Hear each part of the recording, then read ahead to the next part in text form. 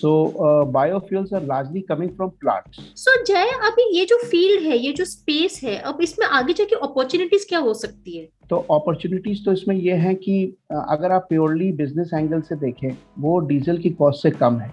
This comes under the purview of GST, तो इस पे टैक्स भी कम लगता क्या ये घर पर भी बनाया जा सकता है? ये जो रिसोर्सेज है वो डिप्लीट हो जाएंगे? है। अच्छी ग्रेडी इंडिया की तो बेचारी 2-3 बार यूज करेगी, या आप तो इसको नीचे फेंक देते हैं, ये सीवर लाइंस को जाके चोक कर देते हैं। State of the art professionals नहीं है हम लोग की तरह। कमरे में ही ये पूरा प्लांट आ जाता है, आपका फिल्टर भी चोक हो सकता है गाड़ी का, कम कार्सिनोजेनिक इमिशंस होते हैं, तो वो उसका थोड़ा सा नेगेटिव भी है। कहीं कहीं 13 डिग्री पे जम जाता है, कहीं कहीं 18 डिग्री पे जमता है, तो व्हीकल पे उसका कोई इम्पैक्ट नहीं है। आजकल तो क्या आ गया है कि कॉफी वेंडर टाइप की मशीनें आ गई, 10% तक का तो फायदा रहेगा। तो हम किस तरीके का इंफ्रास्ट्रक्चर एक्सपेक्ट कर सकते हैं? I am not a crystal gazer, so I can not give you an exact answer.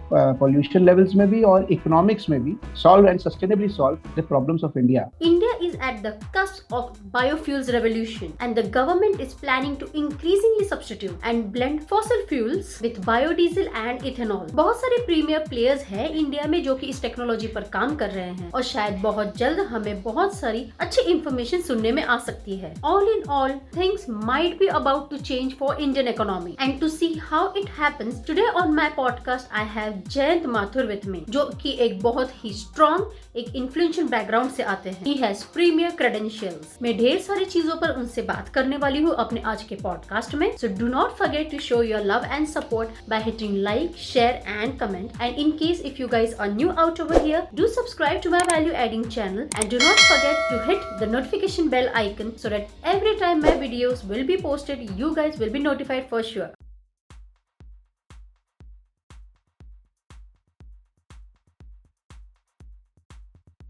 Hey, hi Jayant, how are you?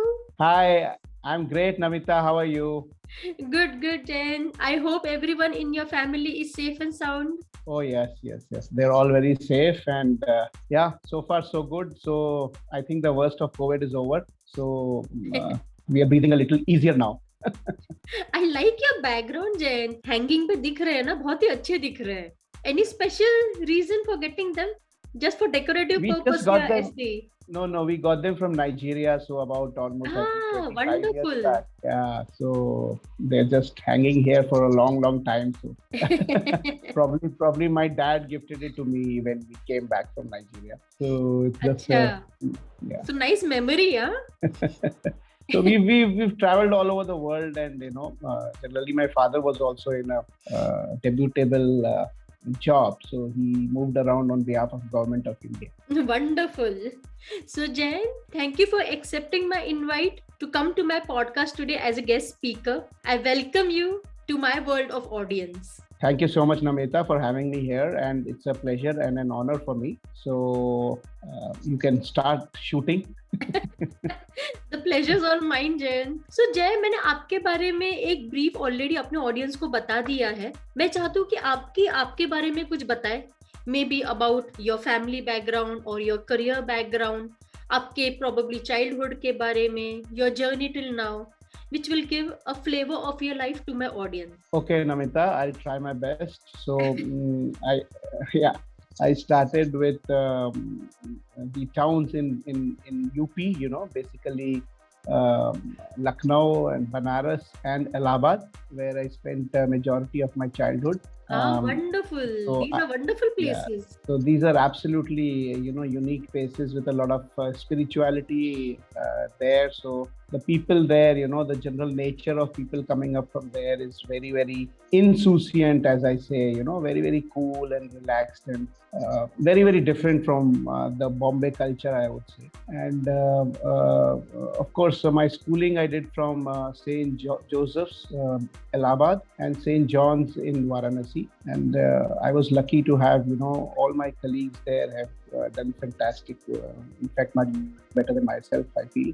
And they're all over the world, so we're still stuck with a bond which is as earthy as it goes, and it's a typical Banarsi bond that we share, and great pleasure to chat up with them once in a while. And then I moved on to do my mechanical engineering, and my MBA from Bombay, SP Jain, in marketing. My wife is a teacher, and she's also a Visharad in classical music. And my son is in Australia. He's got a job now, a good job. And my daughter is in fourth year architecture. So that's how it goes of my family. My parents are also around with me. Wonderful. In fact जय, मैं आपको बताऊं, आपकी बोली में वो लग रहा है थोड़ा सा इलाहाबाद या वाराणसी का टच लग रहा है. And I am able to say that because one of my favourite uncles is actually from Allahabad. वो वहाँ के पंडित है प्रॉपर, तो इसलिए आपकी बोली मुझे उनसे काफी रिलेट हो पा रही है. That's the reason why the perfect Hindi in India, perfect Hindi in India comes from Allahabad. That is supposed to be the center of the perfect Hindi. You'll find Hindi all over the place, but everybody has its own accents and things like that. But Allahabadi Hindi is supposed to be the best. And like you said, mostly Pandits are there. Of course, things have changed, roller coaster and lots of things have gone down below the bridge. But now I think, things are coming up there also, like it is all over India. Agree. So Jay, अभी आपके कुछ बारे में और जानना है.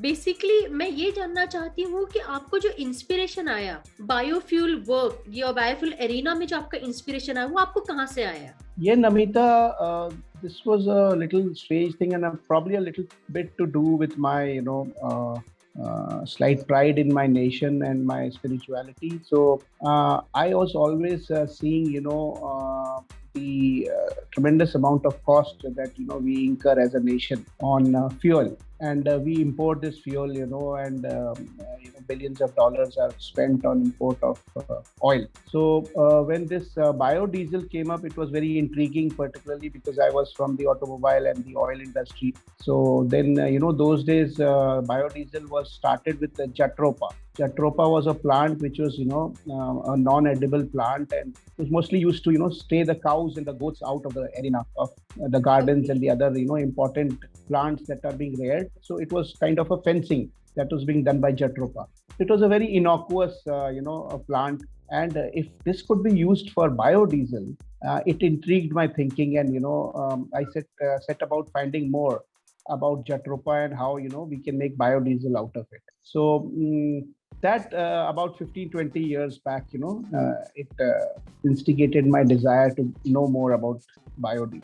So Jay, before we actually dig deeper into biofuel, आप थोड़ा बहुत बता सकते हैं बायोफ्यूल के बारे में मेरे ऑडियंस को, एंड इनफैक्ट also primarily वो कहाँ यूज होता है? Yes, so biofuels is comprising not only biodiesel, but it comprises of ethanol also and other fuels. So anything which comes from plants and agro products is broadly can be termed as biofuel. As opposed to fossil fuels. So the fossil fuels, as you know, all the diesel, petrol, all these fuels are coming from fossils. So they are called as fossil fuels with a lot of carbon content. The biofuels are relatively speaking much less in carbon and sulfates and unsaturated hydrocarbons. So biofuels are largely coming from plants. So that is the main difference. So these are natural fuels. And so in case, we can make a good economic proposition out of them, I think it will not only do the economics wise the country good, but also environment wise, the biofuels will be really helpful to us as a nation. So these are the importance of the biofuels, and both biodiesel and ethanol are being supported by the government a lot. And I think in the future, in the next 5-10 years, biofuels is going to come into India, and already started, but probably more organized fashion it will start in India in a big way. So Jay, अभी ये जो field है, ये जो space है, अब इसमें आगे जाके अपॉर्चुनिटीज क्या हो सकती है? अभी इसमें क्या है कि अगर आप दोनों तरह से अपॉर्चुनिटीज हैं, तो कॉर्पोरेट्स की अपॉर्चुनिटीज हैं, और एक वुड बी एंटरप्रेन्योर्स कह लीजिए, या स्मॉल बिजनेस ओनर्स कह लीजिए, या लोग जो चाहते हैं कि what is called social entrepreneurship, तो उस पर भी काफ़ी अपॉर्चुनिटीज आ सकती है इसमें, क्योंकि एक तो ये नोबल प्रोफेशन है, और दूसरा ये जो है इंडिया को काफ़ी हद तक ये ऑयल भी हम लोग को जो फॉरेक्स है वो भी सेव करेगा. तो apart from making our own profits, ये हमको देश को भी इसका फायदा होगा। अब इसमें अपॉर्चुनिटीज क्या क्या हैं? तो अपॉर्चुनिटीज तो इसमें ये हैं कि अगर आप प्योरली बिजनेस एंगल से देखें तो बायोडीजल की कॉस्ट जो है वो डीजल की कॉस्ट से कम है। उसमें थोड़ा सा प्रोडक्शन कॉस्ट भी कम है और कुछ हद तक टैक्सेस भी जो नॉर्मल पेट्रोल डीजल पे ज़्यादा लगते हैं वो इसमें कम लगते हैं। तो इसमें ये this comes under the purview of GST. तो जीएसटी में ये 12% पे था, अब शायद 5% पे हो। तो इस पे टैक्स भी कम लगते हैं जबकि डीजल पे ज़्यादा टैक्स। तो इसकी कॉस्ट टू द कस्टमर इस समय कम है। तो आज प्रॉब्लम क्या है कि प्योर बायोडीजल नहीं मिल रहा है। बायोडीजल के नाम पे काफ़ी उल्टे सीधे फ्यूल्स आ रहे हैं, एडल्ट्रेटेड आ रहे हैं, और जो ये अनस्क्रूपलस एलिमेंट्स हैं बाजार में, ये कुछ भी मिक्स करके ले आते हैं। उससे क्या होता है, इंजन पे भी प्रॉब्लम होती है और कस्टमर को, ट्रांसपोर्टर को, इंडस्ट्रीज को भी परेशानी आती है क्योंकि उनका इक्विपमेंट खराब हो जाता है। तो अगर इसमें प्योर बायोडीजल आप बना सकें, उसके दो ही तरीके हैं। या तो आप बायोडीजल प्लांट लगाएं या फिर आप छोटे बायोडीजल, आजकल मॉड्यूलर बायोडीजल भी आ गए हैं विच आर कॉल्ड बायोप्रोसेसर्स। तो ये बायोप्रोसेसर से भी आप इसको आप ये लगा सकते हैं अगर छोटे लेवल पे आपको लगाना है। और बड़े बड़े प्लांट तो इंडिया में भी बहुत हैं, 300 टन पर डे के, 100 टन पर डे के। लेकिन बायोडीजल में एक प्रॉब्लम आई जो मैं आपको बताना चाह रहा था कि जट्रोपा जो था वो चला नहीं। Jatropha was, you know, I always say it's literally barking up the wrong tree. तो Jatropha never really took off because Jatropha was not, efficient. Probably in a hectare of Jatropha, 200 kgs of seed would come out, and then Jatropha would come out 30% of that. So the amount of Jatropha जो आपको मिलेगा एक hectare में वो काफी कम मिलता था। तो इकोनॉमिक वायबिलिटी Jatropha की ज्यादा नहीं आ पाई। At the same time Jatropha पे भी काम हो रहा है, बट अब क्या है कि काफी दूसरे ऑयल्स आ गए हैं जो कि वेजिटेबल ऑयल्स। तो इसमें आप यू नेम एनी ऑयल जो आप किचन में ऑयल बनाती हैं, which is called used cooking oil. तो ये जो आप ऑयल लेडीज जो बनाते हैं खाना और उसके बाद जो ऑयल बच जाता है उससे भी बायोडीजल बनता है। फिर अगर आप लार्ज लेवल पे बनाना चाहें तो यूज्ड कुकिंग ऑयल को कलेक्ट करके आप बना सकते हैं। गवर्नमेंट इस पे काफ़ी आपको इंसेंटिव देता है। आप अपना प्लांट बना सकते हैं, government will buy back all the biodiesel that you make. तो यूज्ड कुकिंग ऑयल तो यूज्ड कुकिंग ऑयल तो बहुत ही बढ़िया चीज़ है, बट इसकी अवेलेबिलिटी इतनी नहीं। तो इसके अलावा क्या है कि और भी वेजिटेबल ऑयल्स हैं, जैसे कि सोयाबीन ऑयल है, कॉटन सीड एसिड ऑयल है, देन आरबीडी है जिसको कि पाम ऑयल स्टीयरिन कहते हैं। तो इस तरह के कई ऑयल हैं, एनिमल टैलो से भी कुछ लोग बनाते हैं। तो वेजिटेबल और एनिमल ऑयल से ये बायोडीजल बनता है। तो अब ज़्यादातर इस तरफ जाने लगा है बजाय जट्रोफा। तो इससे क्या है कि इकोनॉमिक फिजिबिलिटी भी लोगों की आ गई है, स्मॉल टाइम एंटरप्रेन्योर्स भी इसमें आ पा रहे हैं, और बड़े प्लांट्स तो खैर चल ही रहे हैं जिस तरह से, वो भी अब ज़्यादा से ज़्यादा वो पाम ऑयल स्टीयरिन पे चल। जय, एक क्यूरियस क्वेश्चन आ रहा है मेरे दिमाग में कि लाइक ये जो बायोडीजल अभी जैसे आपने कहा, क्या ये घर पर भी बनाया जा सकता है? हाँ, घर पे बहुत आसानी से बनाया जा सकता है। आप जो खाना बनाती हैं आप आज ही रात में ले लीजिए, कम से कम 2-3 लीटर तो लीजिए, और उसमें आप मेथनॉल मिला दीजिए, और एक कैटलिस्ट होता है पोटेशियम हाइड्रोक्साइड, तो उसका अनुपात एक आपको मेजरमेंट से डालना पड़ता है।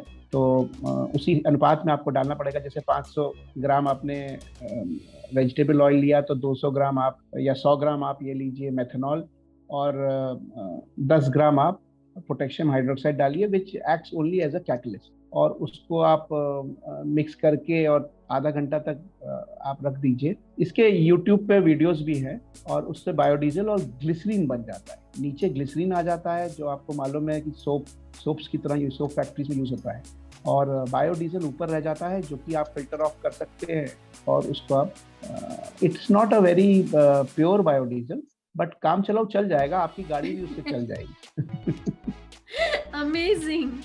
सो जय, अब जैसे आपने कहा कि लाइक अभी एनिमल सोर्सेज या वेजिटेबल सोर्सेज की यहाँ पे सबसे ज्यादा बात हो रही है, तो क्या वो एनवायरनमेंट फ्रेंडली है? कहीं ना कहीं क्या आपको ऐसा लगता है कि अगर हम ज्यादा एनिमल या तो वेजिटेबल सोर्सेज यूज कर रहे हैं, कहीं ना कहीं ये जो रिसोर्सेज है वो डिप्लीट हो जाएंगे? नहीं, ये फूड वर्सेस वो वाला, इसमें वो फ्यूल वाला इसमें डिबेट नहीं है। क्यों नहीं है कि ये एक तो एडिबल प्लांट से नहीं है, इसमें मोस्टली जो है ये non edible part of the plant इसमें यूज होता है। तो इसमें वो इशू नहीं है कि एनवायरमेंटल और लैंड की एक्चुअली जो भूसी होती है ना, भूसी तो भूसी से बनता है, चाहे राइस की भूसी हो या पाम ऑयल स्टीयरिन होता है, तो ये कर्नल से बनता है, भूसी से बनता है, और ये कॉटन सीड के एसिड ऑयल से बनता है। तो दिस इज नॉट 90-95% ये उसमें नहीं जाता है कि जहाँ पे कि इसके यूज से फूड इश्यूज आए। तो एनिमल टैलो भी जो होता है, वो जो स्लॉटर हाउस में जो ऑफेल रह जाता है, जो बच जाता है एनिमल का ऑफेल, उसको डाल के कर देते हैं। तो actually it's like a scavenger, ये क्लीन अप कर देता है। तो उस तरह से इसमें ज्यादा प्रॉब्लम अभी तक तो नहीं आई है। एक्सीलेंट। प्रॉब्लम क्या है कि जैसे यूज्ड कुकिंग ऑयल मैंने बोला, तो हाँ। आप तो फिर भी बचा के, एक अच्छी गृहिणी इंडिया की तो बेचारी 2-3 बार यूज करेगी, या जितनी बार आप लोग करते हो मुझे आइडिया नहीं है, बट वो उसके बाद या तो फेंक देती हैं या उसको यूज नहीं करती हैं। बट आज आप अगर बाहर वड़ा पाव की दुकान पे या समोसे वाले की दुकान पे जाएंगे, तो उसको वो यूज करता रहता है, और बाद में वो सब्जी अगर बनाता है तो सब्जी में डाल के वो खत्म करता है। करेक्ट। तो इसलिए वो उसका तो यूज्ड कुकिंग ऑयल ज्यादा मिलता नहीं, तो ये एक प्रॉब्लम है। इसलिए यूज्ड कुकिंग ऑयल वाला कॉन्सेप्ट अभी तक बहुत सक्सीड नहीं किया है, हालांकि इस पे काफी इस समय जोर चल रहा है। एक्सीलेंट। बहुत ही इंपॉर्टेंट क्वेश्चन आपसे पूछना चाहती हूँ कि अब ये जो बायोडीजल है, क्या ये इंडियन इकोनॉमी के लिए सूटेबल है? How will it benefit Indian economy? क्योंकि अभी इसका जो कॉस्टिंग की भी अगर हम बात करते तो इसके कॉस्ट काफी हाई है। अब क्या is there any way in India जहां पर हम इसे प्रोड्यूस कर सकते हैं at a much lower cost, and इससे क्या जो फॉरेन ऑयल के ऊपर जो डिपेंडेंसी है, क्या वो कम हो सकती है? हाँ, देखिए, अभी तो almost 80 million ton petroleum products India में यूज हो रहे हैं, तो इनफैक्ट डीजल यूज हो रहा है। तो उसमें से अगर 1% भी सब्स्टिट्यूट हो गया तो बायोडीजल अभी तो बहुत ही अभी तो स्टार्टिंग स्टेज में है, बेबी स्टेज में है। तो डेफिनेटली इसका फायदा होगा इंडियन इकोनॉमी को, क्योंकि एक तो प्रेशियस फॉरेक्स बचेगा विच वी हैव टू पे इन डॉलर्स, है ना। और दूसरा, इंडिया के जो मैंने कहा कि कुछ हद तक ये बाय प्रोडक्ट्स जो है वही अगर यूज हो गए तो इंडियन इकोनॉमी को भी फायदा होगा। और जो आप हायर कॉस्ट की बात कर रही हैं, वो थोड़ा सा उस पर इसलिए भी आया है कि जो इम्पोर्टेड हम लोग यूज़ करते हैं पाम ऑयल स्टीयरिन, जो इसका रॉ मटेरियल है, वो मलेशिया से आता है, तो कस्टम ड्यूटी बहुत हाई है। तो अभी हाँ, तो गवर्नमेंट ने अभी इस बात को नोटिस किया है और इन्होंने कस्टम ड्यूटी भी रिड्यूस की है। तो अभी that is the major challenge actually for the biodiesel industry to keep the cost low. तो उसके लिए raw material cost is very important. तो रॉ मटेरियल कॉस्ट अब लो हो रही है और आगे मुझे लगता है और होगी, क्योंकि गवर्नमेंट इस पे काफ़ी इंसेंटिव्स दे रही है इंडियंस को, एंड गवर्नमेंट वांट्स कि इंडियंस ही रॉ मटेरियल लोकली बजाय इंपोर्ट करने के, क्योंकि अगर आपने इंपोर्ट किया तो फिर ऑयल भी इंपोर्ट कर रहे हैं, वो भी इंपोर्ट कर रहे हैं, तो फिर कोई फायदा नहीं। बट अगर आप लोकल, जैसे यूज्ड कुकिंग ऑयल, अगर आप इससे बनाते हैं तो न केवल एक चीपर आपको मिल जाता है, लोकल ऑयल मिल जाता है, दूसरी चीज की ये जो ऑयल है आपका, आप तो इसको नीचे फेंक देते हैं, ये सीवर लाइंस में जाके चोक कर देते हैं, तो ये भी एक प्रॉब्लम है। तो इंडिया का एनवायरनमेंट भी क्लीन अप होगा और इकोनॉमिकल भी होगा और देश को भी फायदा होगा। वेरी थॉटफुली क्रिएटेड जय। सो जय, ये जो अभी जो रिसर्च जो आपने कंडक्ट किया है, ये रिसर्च आपने कैसे किया? नहीं, ये कोई ऐसा नहीं है कि कोई रिसर्च पेपर पे मैं काम कर रहा हूँ और ये कंडक्ट हो गया। इसको मैं जैसे मैंने कहा, मैं 15-20 साल से इस पर पैशनेट, तो मैं डेली कुछ ना बायोडीजल पे पढ़ता रहता हूँ। तो मुझे यूएस के प्लांट्स के बारे में मालूम है, कनाडा के प्लांट्स के बारे में मालूम है।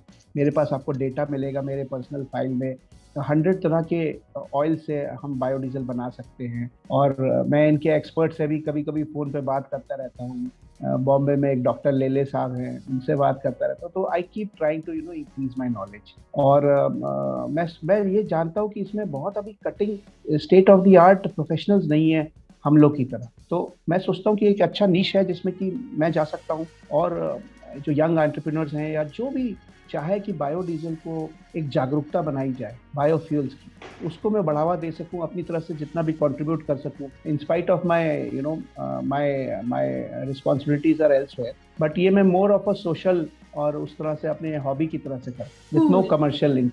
सर जय, अभी ये जो बायोडीजल है, ये प्रोसेस कैसा होता है? बायो प्रोसेसर क्या चीज होती है?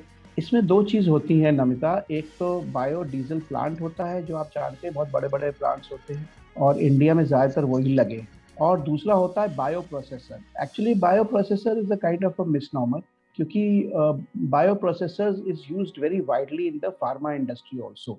It's basically to curate mammalian cells, और वो उस तरह का काम करती है। इवन आपके bio processor can monitor your heart beat.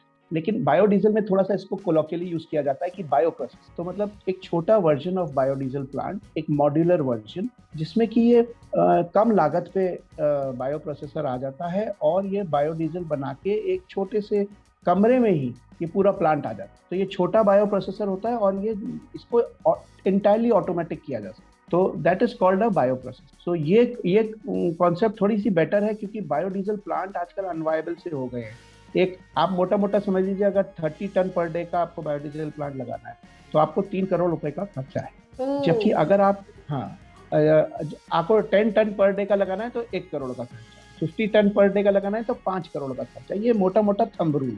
तो लेकिन अगर आप बायो प्रोसेसर लगाते हैं तो आप 10 टन पर डे का 40-50 लाख में आपको बायो प्रोसेसर इंपोर्ट करके इंडिया में मिल जाता है। तो ऑलमोस्ट हाफ कॉस्ट पे आपको, या उससे भी कम कॉस्ट पे, और स्पेस बहुत कम चाहिए होती है। एक बायोडीजल प्लांट के लिए आपको 7,000 स्क्वायर फीट की जगह चाहिए, एक बायो प्रोसेसर के लिए आपको 100, 200, 300 स्क्वायर फीट पे प्लांट, बायोडीजल का मॉड्यूलर प्लांट बायो प्रोसेसर का लग। हाँ, वंडरफुल। सो जय, ये जो बायोडीजल है ये एक्चुअली बनता कैसे है? हाँ, तो बायोडीजल क्या है, बहुत ही सिंपल फॉर्मूला है इसका। तो इसमें जैसे कि वेजिटेबल ऑयल्स होते हैं जिनको कि लिपिड्स कहते हैं, तो उसके लिपिड्स जो होते हैं उसको हम रिएक्ट कराते हैं methanol in the presence of a catalyst. Now the catalyst can be sodium hydroxide or it can be potassium hydroxide, और उससे निकलता है हमारा बायोडीजल, जिसका कि टेक्निकल नेम है FAME, fatty acid methyl ester, और उसके साथ निकलता है ग्लिसरॉल। ग्लिसरॉल को हम फर्दर डिस्टिलेट करते हैं तो ग्लिसरीन बन जाता है, जो कि मैंने आपको बताया जो सोप्स में यूज होता है और भी इंडस्ट्रीज में यूज होता है, फार्मा में भी यूज होता है। तो ये मोटा मोटा इसका एक रिएक्शन होता है। तो हमारे यहाँ इंडिया में जो बायोडीजल रिकग्नाइज होता है वो FAME होता है, फैटी एसिड मिथाइल एस्टर। लेकिन विदेश में और तरह के बायोडीजल बनते हैं, जो कि आपने एक क्वेश्चन पूछा था कि जो बहुत सर्दी हो या बहुत ठंडी हो तो उसमें बायोडीजल चल पाता है कि नहीं चल पाता है। तो हमारा बायोडीजल तो 3 डिग्री तक चल पाएगा मैक्सिमम, जो कि इंडिया के लिए ठीक है, लेकिन विदेश में तो माइनस में ही टेम्परेचर रहता है। करेक्ट। तो वहाँ पे एक दूसरी तरह का बायोडीजल चलता है जिसे HVO कहते हैं, वो हाइड्रोजनेटेड वेजिटेबल ऑयल होता है। तो वो HVO जैसे नॉर्वे में, स्वीडन में, इन सब जगह पे चलता है जहाँ पे -20, -30 डिग्री में ट्रकें चलती हैं, तो वो वहाँ पे भी बढ़िया चलता है। तो वो दूसरी तरह का उसमें डिहाइड्रोजनेशन करके वो उसको वेजिटेबल ऑयल को उन्होंने बायोडीजल बनाया है। बट इंडिया में जो BIS स्पेक्स के हिसाब से है वो बायोडीजल FAME है, fame, fatty acid methyl acid, वो बायोडीजल माना जाता है। तो ये एक छोटा सा रिएक्शन है, बहुत ही सिंपल साइंस है, इसमें कोई ज्यादा साइंस नहीं है। आप गूगल करोगे तो आपको बहुत चीजें मिल जाएंगी, मैं आपको बता दूंगा, यूट्यूब पे बहुत है। तो मैं चाहता हूँ कि आप और आपके सारे दर्शक इसको करें, और मेरे से अगर कुछ पूछना है तो I am always available. Sir जय, अब ये जो बायोडीजल है, क्या इसके कुछ बेनिफिट्स है पेट्रोलियम के ऊपर?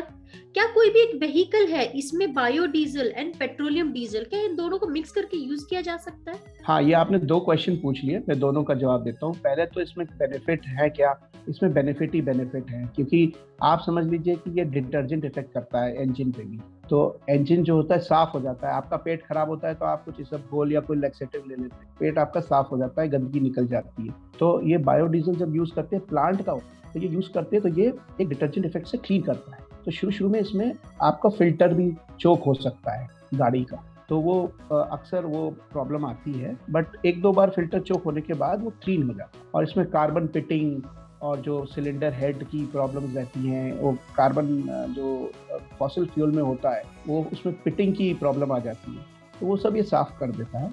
तो एक तरह से क्लेंजिंग एक्शन भी इसका होता है। दूसरा, इसमें कार्बन और कार्सिनोजेनिक मात्रा काफ़ी कम कर देता है। ये ऑलमोस्ट 80 to 85% इसमें कम कार्सिनोजेनिक इमिशंस होते हैं। ओके। और एनवायरो फ्रेंडली भी होता है। सल्फर कंटेंट तो इसमें ऑलमोस्ट बहुत ही कम होती है, अल्ट्रा लो सल्फर डीजल से भी कम होती है। तो इसमें दूसरी चीज़ ये है कि ये सेफर है, इसका फ्लैश पॉइंट ज़्यादा होगा। तो फ्लैश पॉइंट मतलब कि इन्फ्लेमेशन आपका कब होगा, गाड़ी कब जल जाएगी। तो फ्लैश पॉइंट इसका हाई होता है। डीजल का और बाकी फ्यूल्स का फ्लैश पॉइंट कम होता है, इसका फ्लैश पॉइंट हायर होता है। तो उसके प्लस भी होते हैं, माइनस भी होते हैं। इसकी कैलोरीफिक वैल्यू थोड़ी सी कम होती है, पेट्रोलियम प्रोडक्ट से थोड़ी सी कम होती है। तो वो इसका थोड़ा सा नेगेटिव भी है। तो नेगेटिव भी है इसके, पॉजिटिव भी है, बट पॉजिटिव इसके ज्यादा है मेरे ख्याल से, स्पेशली बिकॉज ये एक प्लांट बेस्ड फ्यूल। सो इसका मतलब इसका बेनिफिट वर्सेस जो नेगेटिव इफेक्ट्स है वो ज्यादा है, राइट? करेक्ट। रिमार्केबल जय।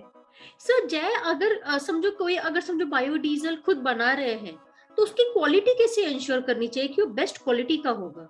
हाँ, उसमें क्या है कि जो बायोडीजल की प्रोसेसेस हैं वो आपको बहुत स्क्रूपलसली फॉलो करनी चाहिए। कोई बड़ी भारी रॉकेट साइंस नहीं है, बट बेसिकली रॉ मटेरियल से ही स्टार्ट होती है। और उसमें एक चीज़ होती है FFA, free fatty acid content. तो फैटी एसिड कंटेंट जो होती है उस पर डिपेंड करता है। अगर FFA कंटेंट ज़्यादा है तो बायोडीजल की क्वालिटी थोड़ी पुअर रहेगी। ओके। तो वो जम भी जाएगा। जैसे जाड़ों में आपने देखा होगा, जैसे पुराने जमाने में डालडा होता था, जम जाता था, या नारियल का तेल हम लोग लेते थे, तो नारियल का तेल भी जम जाता था, फिर उसको गर्म करते थे।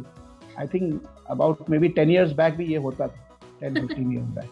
तो वो तेल जो है वो फैटी एसिड कंटेंट अगर ज्यादा होगा तो वो बायोडीजल जम जाएगा तो फ्यूल इंजेक्शन पंप में प्रॉब्लम करेगा, चोक हो जाएगा, तो वो इंजन आपका स्टॉल हो सकता है। तो जाड़ों में बायोडीजल को वैसे भी मिक्स करके चलाते हैं डीजल के साथ। तो कहीं 13 डिग्री पे जम जाता है, कहीं 18 डिग्री पे जम जाता है। तो जनरली जो है वो आप जो है वो बायोडीजल को आप मिक्स करके कर, तो इस तरह से इसकी प्रॉपर्टीज होती हैं। बट नॉर्मली अब बायोडीजल जो less free fatty acid content के साथ आने लगा है, उसमें वो जमने की प्रॉब्लम भी काफ़ी हद तक कम हो गई है। और 3 डिग्री तक बायोडीजल जा सकता है, जो कि ऑलमोस्ट ऑल ओवर इंडिया है, कश्मीर छोड़ दीजिए। तो 3 डिग्री से कम तो अपना मुंबई में तो 20 डिग्री से भी कम नहीं होता है कभी, तो 3 डिग्री तो दूर की बात है। तो 3 डिग्री तक वो जा सकता है विदाउट सॉलिडिफाई। तो वो एक इम्पॉर्टेंट कैरेक्टरिस्टिक है बायोडीजल की, जिसका कि ध्यान रखना चाहिए, क्योंकि रॉ मटेरियल जैसा है वैसे ही बायोडीजल बनेगा। तो आपको रॉ मटेरियल की कंटेंट, फिर उसकी वॉशिंग, उसके जो इम्प्योरिटीज हैं उसको निकालना, फिर उसका मेथनॉल रिकवरी यूनिट, तो ये सब चीज़ें थोड़ी टेक्निकल हैं, जिसको कि हम लोग और कभी किसी और टाइम पे विस्तार से बात कर सकते हैं। But basically your raw material and your processing care is very important to give you a final product which is very pure biodiesel। और अगर डिस्टिलेशन कॉलम आपने लगा दिया तो फिर और आपको प्योर बायोडीजल मिल सकता है। तो अबाउट 96.5% का फैटी एसिड मिथाइल एस्टर मिलता है नॉर्मली बायोडीजल में, और अगर आपने डिस्टिलेशन और कर दिया तो 99% प्लस की प्योरिटी मिल जाती है। तो वो बहुत अच्छी प्योरिटी होती है, दैट इज द आइडियल। और क्या किया है कि वर्ल्ड ने काफ़ी सारे स्टैंडर्ड्स बना दिए बायोडीजल, जैसे अपना इंडिया में BIS स्टैंडर्ड है, फिर US का, और जो ग्लोबल स्टैंडर्ड है वो ASTM का स्टैंडर्ड है D6751। तो D6751 जो स्टैंडर्ड होता है वो B100 बायोडीजल का स्टैंडर्ड होता है, और एक B20 का भी उन्होंने बायोडीजल स्टैंडर्ड बनाया है D7467। तो इस तरह से एक ग्लोबल स्टैंडर्ड्स बने हुए। फिर यूरोप के स्टैंडर्ड्स हैं EN। तो इस तरह से हर जगह के अलग अलग स्टैंडर्ड्स बने हैं, इंडिया के भी स्टैंडर्ड्स हैं बायोडीजल। तो उस हिसाब से आपको उसी प्योरिटी में आपको बनाएंगे तो बायोडीजल कहलाएगा। अगर आप उस स्टैंडर्ड पे नहीं बनाएंगे तो then you are in trouble. Correct. So Jay, अब ये जो बायोडीजल है इसकी वजह से व्हीकल का जो परफॉर्मेंस है उस पर कोई इम्पैक्ट आता है? नहीं, pure biodiesel is as good as normal diesel, उसमें कोई प्रॉब्लम नहीं आता है। इनफैक्ट US में तो ये US मिलिट्री में चल रहा है, टोयोटा में चल रहा है, स्कूल्स, रेस्टोरेंट्स, कैफेटेरियाज, जहाँ पे भी यूज कुकिंग ऑयल होता है, अच्छा उन लोग का तो व्हीकल पे उसका कोई इम्पैक्ट नहीं है। आप देखिए US में ये चल रहा है, प्योर बायोडीजल चल रहा है गाड़ियों पे, और ये US मिलिट्री में चल रहा है, टोयोटा की फैक्ट्रीज में चल रहा है। और टोयोटा जैसी कंपनी ऐसे तो लेगी नहीं कि अगर उनको फ्यूल में जरा सा भी डाउट होगा तो। और ये schools, colleges, cafeterias, community centres, you name it, wherever UCO जहाँ भी बन रहा है यूज्ड कुकिंग ऑयल, वहां पे ये लेके, आजकल तो क्या आ गया है कि कॉफी वेंडर टाइप की मशीनें आ गई। अच्छा, अमेजिंग मशीन। हाँ, आपने जैसे कॉफी की मशीनें देखी है ना, तो एक तरफ से बायोडीजल रॉ मटेरियल डालिए और दूसरी तरफ से बायोडीजल निकालिए, और उसी में डिस्पेंसिंग यूनिट होता है, जैसे पेट्रोल पंप पे होता है, उसको आप निकालिए और अपनी गाड़ी में भरिए और लेके निकल जाइए। तो कई लोगों ने अपने अपने होटल्स में, हाँ, तो ये बहुत चल रहा है यूएस में। और मेरे को ये उम्मीद है कि ये इंडिया में भी आना चाहिए। और अब तो इंडिया भी इज गैलपिंग अहेड। तो आई थिंक हम लोग भी अब we are getting ready to have this kind of technology and this kind at universities में, जहाँ बड़े बड़े कैंटीन हैं, इवन जहाँ बड़े बड़े लंगर हैं, यहाँ हमारे कम्युनिटी सेंटर्स हैं, हमारे गुरुद्वारे के, टेम्पल्स के, ये सब जहाँ पे इतने बड़े बड़े फंक्शंस होते हैं, वहाँ इतना ऑयल निकलता है। उस ऑयल का क्या करते हैं? या तो उसको फेंक देते हैं, या फिर वो उसको दोबारा तिबारा करके खाते हैं, which is not good for the human body also. तो वहाँ पे ये सब चीज़ लग सकती है। उसमें छोटे छोटे आते हैं, बड़े आते हैं, हर साइज के प्रोसेसर्स आते हैं। Certainly जय, and I am keeping my fingers crossed कि आपने जो बातें अभी बताई वो बहुत जल्दी हो जाए। और नमिता, इंडिया में क्या है कि ये बायोडीजल के बारे में एक और बता दूं कि इसमें ब्लेंडिंग भी कर सकते। तो आप जैसे आपको तो आपको अब B100 चलाना है, तो मतलब प्योर 100% बायोडीजल चलाएंगे। बट इंडिया में क्या है, अभी 5% to 10% की इन्होंने ब्लेंडिंग गवर्नमेंट ने अलाउ कर दिया है। तो बड़ी बड़ी कंपनीज अभी ले रही हैं और वो ब्लेंडिंग को अलाउ कर रही है। तो उसमें क्या है कि आज आप जो डीजल ले रहे हैं, जो डीजल आप ले रहे हैं, उसमें ऑलरेडी बायोडीजल ब्लेंडेड है, आपको शायद मालूम नहीं होगा। और जो आप पेट्रोल ले रही हैं, उसमें ऑलरेडी इथेनॉल ब्लेंडेड है। ओके। हाँ, तो 5 to 10% बायोडीजल और इथेनॉल आजकल ब्लेंडेड हो रहा है। बायोडीजल 5% तक और इथेनॉल 10% तक ऑलरेडी ब्लेंड हो रहा है आजकल डीजल और पेट्रोल में। तो उससे कोई फर्क नहीं पड़ा है। और इसको धीरे धीरे गवर्नमेंट बढ़ाएगी, पहले ये देखेगी कि इस पे ठीक चल रहा है सब, and then government will slowly start increasing. But उसके लिए गवर्नमेंट को वॉल्यूम भी चाहिए फ्रॉम द इंडस्ट्री। तो वो इंडस्ट्री अभी वॉल्यूम अभी उतना नहीं बढ़ा पाई है मेरे ख्याल से। धीरे धीरे वो बायोडीजल का और इथेनॉल का वॉल्यूम भी बढ़ रहा है। पर जय, अगर हम इसे इंडिया इकोनॉमी के हिसाब से अगर हम सोचे, अगर कॉस्ट कहे या उसका वो जो व्हीकल ओनर को अगर कुछ फायदा कहे, तो इसका कितना डिफरेंस आ सकता है करंट रेट के हिसाब से? कोई आप रफ या तो एक फिगर बता सकते हैं? अब ये तो कहना मुश्किल है, लेकिन ऑलमोस्ट मेरे ख्याल से 10% तक का तो फायदा रहेगा कॉस्ट में भी कस्टमर को। और मतलब don't quote me, I am just giving you an example, क्योंकि ये तो एक्सपर्ट्स इंडस्ट्री के बैठे हैं जो कि कॉस्टिंग करेंगे। बट जो बायोडीजल मैन्युफैक्चरर्स, वो कॉस्टिंग कम पे भी कर सकते हैं। जैसे मैंने आपको बताया कि थोड़ा टैक्सेशन का उनको फायदा मिल जाता है, तो बायोडीजल मैन्युफैक्चरर्स उसको करते हैं। बट बाकी पेट्रोलियम प्रोडक्ट्स तो टॉप पे रहेंगे और रहने भी चाहिए, क्योंकि उनके जो एडवांटेजेस हैं वो ओवर डेकेड्स हैं। और सारी जो इकोनॉमी है, समझिए कि डीजल और पेट्रोल पे ही चल रही है। तो इसको एक ऑल्टरनेट की तरह हमको इसको नर्चर करना चाहिए, इसके अच्छे पॉइंट्स लेने चाहिए। लेकिन इसका मतलब ये नहीं है कि जो पेट्रोलियम प्रोडक्ट्स हैं, जो डीजल पेट्रोल हैं, वो खराब हैं या वो डर्टी फ्यूल है जैसे कई लोग कहते हैं। तो उनकी भी वैल्यू उतनी ही है, रादर उनकी इस समय तो इकोनॉमी में 99% के करीब से ज्यादा ही उनकी खपत है और बढ़ ही रही है। तो इंडस्ट्री का जो इंजन है वो बिना पेट्रोलियम प्रोडक्ट्स के चल नहीं सकता है। तो ये बायोडीजल एक छोटा सा ऑल्टरनेट आया है। आई थिंक इसको और स्टडी करने की और एनकरेज करने की जरूरत है, and then we'll see how it goes. Certainly. So Jay, चलिए चलते हैं थोड़ा सा जरा फ्यूचर में और जानते हैं कि अगर फॉर एग्जाम्पल अगर समझो बायोडीजल अब अवेलेबल होने लग गया, तो हम किस तरीके का इंफ्रास्ट्रक्चर एक्सपेक्ट कर सकते हैं? क्या करंटली जो इंफ्रास्ट्रक्चर है वो इनफ रहेगा? नहीं, ये क्वेश्चन आपने अच्छा पूछा है, और इस पे ऑल इंडिया के लेवल पे इंफ्रास्ट्रक्चर की तो बात आई थिंक अभी तक बहुत ज़्यादा लोगों ने सोची नहीं है। लेकिन डेफिनेटली इंफ्रास्ट्रक्चर इस पे चाहिएगा। फॉर्चुनेटली क्या है कि इसका फ्लैश पॉइंट ज़्यादा है, तो इसमें it does not come under the petroleum act. Okay. हाँ, तो इसके स्टोरेज लाइसेंसेस वाला जो पोर्शन है वो होपफुली थोड़ा इजी होना चाहिए। हालांकि हर चीज़ इसमें जैसे पेट्रोलियम प्रोडक्ट्स की रहती है, इसमें स्टोरेज टैंक होने पड़ेंगे, इसमें आपको अंडरग्राउंड नहीं तो ओवरग्राउंड के टैंक्स लगाने पड़ेंगे, क्योंकि फ्लैश पॉइंट इसमें ज़्यादा है, तो इसलिए इतनी प्रॉब्लम नहीं है hazardous fuel. Incidentally it is not been classified as a hazardous fuel.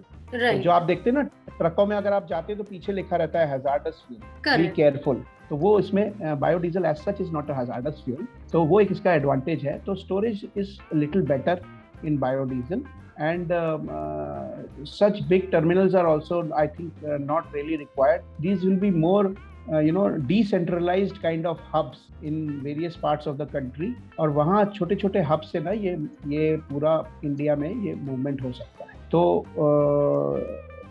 दूसरी चीज़ क्या है कि इम्पोर्टेड मटेरियल कम रहेगा, तो शिप मूवमेंट और जो इम्पोर्ट के जो डॉलर्स हैं वो सब बचेंगे, तो इतना सी मूवमेंट और उसकी ज़रूरत नहीं रहेगी, इंडिया से ही बनेगा, इंडिया में ही डिस्ट्रीब्यूट हो जाएगा।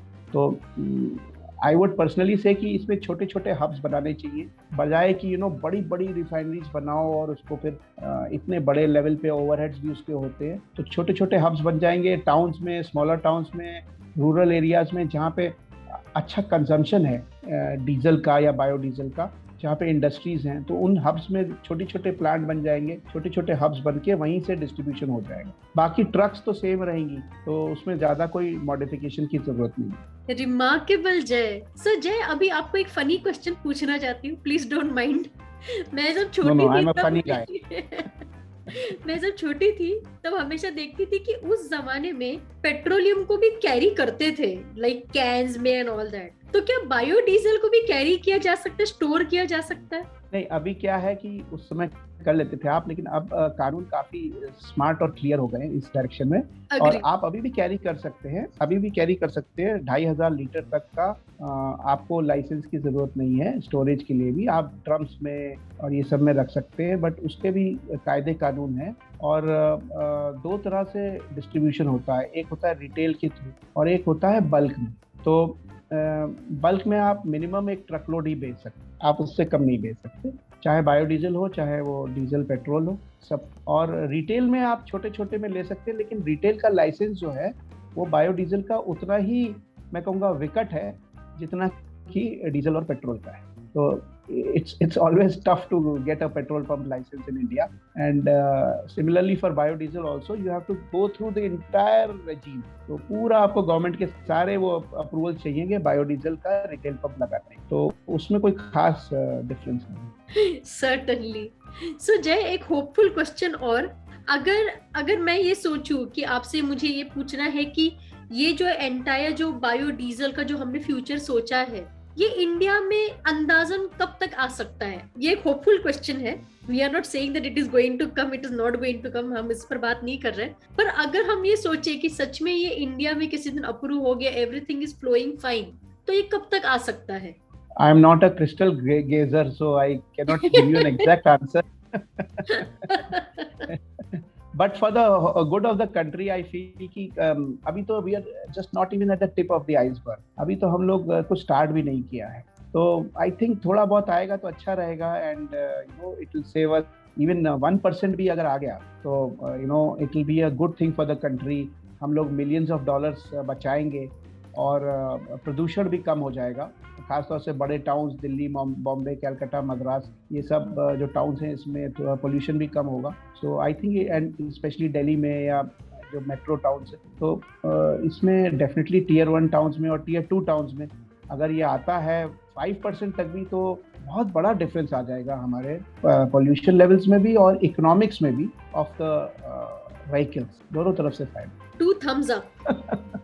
So जय, अभी हम रीच हुए हैं at the last section of our podcast. क्या आप कुछ एक स्पेशल मैसेज या कुछ एक इंफॉर्मेशन देना चाहते हैं मेरे व्यूअर्स को, मेरे ऑडियंस को? मैं यही कहना चाहता हूँ कि we should look at things which can really solve and sustainably solve the problems of India. उसमें एक रिन्यूएबल्स, नॉट ओनली बायोडीजल और इथेनॉल, रिन्यूएबल्स है, सोलर है, विंड है, इलेक्ट्रिक व्हीकल्स आ रहे हैं, so many things are coming up in the green space. तो अभी जो फैशन भी हो गया है और जो नेसेसिटी भी है, दोनों ही मैं कहूँगा. फैशन भी काफी हो गया है कि हर आदमी ग्रीन की बात कर रहा है without really meaning seriously about it. तो कार्बन कैप्चर भी एक चीज आ गई है जिसपे अभी हम लोग बिल्कुल ही नहीं आगे बढ़े हैं. तो कार्बन कैप्चर और बायोफ्यूल्स और सोलार और इस तरह के जितने भी रिन्यूएबल स्पेसेस हैं, इस पे अब हम लोग को ज़्यादा फोकस करना पड़ेगा. नॉट ओनली फॉर शौकिया नहीं, बट हमको I think out of necessity also, क्योंकि ये फॉसिल फ्यूल लिमिटेड ही रहेंगे. The oil peak has to come. It has been delayed, but 2050 तक कोई कह रहा है, कोई 2100 तक कह रहा है. तो अभी हम लोग को लग रहा है 2050 तो बहुत दूर है, लेकिन दूर बहुत नहीं है. हमारी जनरेशन, हमारी नेक्स्ट जनरेशन तक तो 100% आ जाए. तो अभी ये है कि इसमें हम लोग अगर अभी से ही काम करना शुरू कर दें तो this is cheap, this is available. और कुदरत ने इतना बढ़िया दिया हुआ है हम लोग को. आसमान भी दिया हुआ है, सूरज देव भी दिए हुए हैं. तो हम लोग को प्लांट्स, तो हरियाली हर जगह है वर्ल्ड भर में. तो इससे अच्छी क्या चीज हो सकती है कि उसी को यूज करें, उसी से एनर्जी बनाए. आप देख लीजिए, एक शुगर मिल को देख लीजिए. एक शुगर मिल एक परफेक्ट एग्जाम्पल है कि अगर एक आइडियल शुगर मिल है, वो पूरी कोजन करती है, वो बेगैस प्रोड्यूस करती है, वो इथेनॉल प्रोड्यूस करती है, वो कोजन से इलेक्ट्रिसिटी भी प्रूव कर देती है. तो actually an ideal sugar mill is a carbon neutral sugar mill. तो ऑलरेडी हमारे पास मॉडल्स हैं. गोबर संयंत्र हमने इजाद किया और चाइनीज बना गए लाखों में. और हमारे पास शायद 85,000 ही गोबर संयंत्र हैं इंडिया भर में. तो हम लोग चीज तो बड़े जोश से स्टार्ट करते हैं, लेकिन उसको कर नहीं पाते, जबकि हमारी चीज सही रहती है और दूसरी कंट्रीज आके उसी चीज को अडॉप्ट करके दे डू इट परफेक्ट. तो हमारे पास सब चीज है. और I think renewable is the space to watch out in the future. And may be 5 साल 10 साल जितना भी लगेगा, I can not put a time to it, but definitely ये चीज आने ही वाली है इंडिया में, more out of necessity than out of, or rather I would say out of necessity as well as out of government policies and individual economic sense, business economic sense. Thank you for such an enriching and enlightening message to my viewers. So जय, अगर मैं ये कहूँ, अगर मेरे किसी भी viewers या ऑडियंस को आपका जो रिच एक्सपीरियंस है, अगर उनका कुछ फायदा उठाना है या आपसे कुछ और इंफॉर्मेशन लेनी है, so can they reach out to you? They can reach out to me. I can give my knowledge. Knowledge dissemination is not an issue with me at all. और जो मेरे से हो सकेगा मैं हेल्प कर दूंगा. बट कमर्शियली मेरे को इसमें कोई भी ना इंटरेस्ट है, ना मेरा कोई इन्वॉल्वमेंट है. ये मेरा एक हॉबी है और मैं इस तरह से लोगों को बताता रहूंगा. जो भी नॉलेज है मेरे पास, everybody is free to come and preferably through you only. Agree. Thanks a lot, Jay, for your time and your efforts today. In fact एक चीज मैं यहाँ पर अपने व्यूअर्स को बताना चाहती हूँ कि जय ने बहुत ही अप टू द पॉइंट बात की है. ना बहुत ज्यादा, ना बहुत कम, एकदम अप टू द पॉइंट बात की है. Jay, really hats off to you. आपने बहुत ही अच्छी तरीके से समझाया, बहुत मजा आया आपकी बातें सुनकर. एंड व्यूअर्स को मैं यही कहना चाहती हूँ कि ये जो एनरिचिंग एंड एनलाइटिंग इंफॉर्मेशन है जो जय ने शेयर की है, do let us know what do you think about it. अगर आपके कोई भी फर्दर क्वेश्चंस हैं तो इस वीडियो के कमेंट्स में डेफिनेटली ऐड कीजिए. एंड श्योर, लाइक जय, अगर और कोई क्वेश्चंस आते हैं so I hope you will be like fine to responding to them. और इनकेस अगर कोई व्यूअर और कोई ऑडियंस अगर आपको रीच आउट करना चाहता है, so I will keep you informed. Sure, Namita, thank you for sparing me from your rapid fire rounds and all that. So I really enjoyed. In case, yeah, we can always interact later and with your viewers also. Not an issue at all. Thank you once again. Thanks a lot, Jay. It's a pleasure to connect with you. Okay, bye. Thank you. Take care. Bye-bye.